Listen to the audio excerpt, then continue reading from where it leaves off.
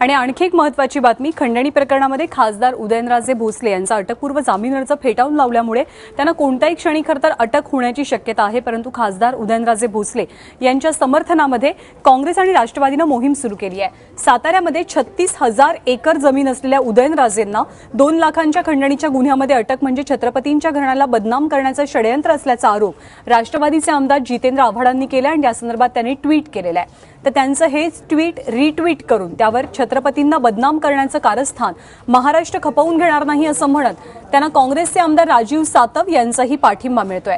लोणंद येथील सोना अलाइज कंपनीचे मालक राजकुमार जैन यांना खंडणीसाठी धमकावल्याप्रकरणी खासदार उदयनराजे भोसले यांच्यावर गुन्हा दाखल करण्यात आलाय। जितेंद्र आव्हाडांनी ट्विट काय केलंय, साताऱ्यामध्ये 36,000 एकर जमीन आहे, त्या उदयनराजेंना 2 लाखांच्या खंडणीच्या गुन्ह्यामध्ये अटक म्हणजे छत्रपतींच्या घराण्याला बदनाम करण्याचं षडयंत्र सुरू आहे।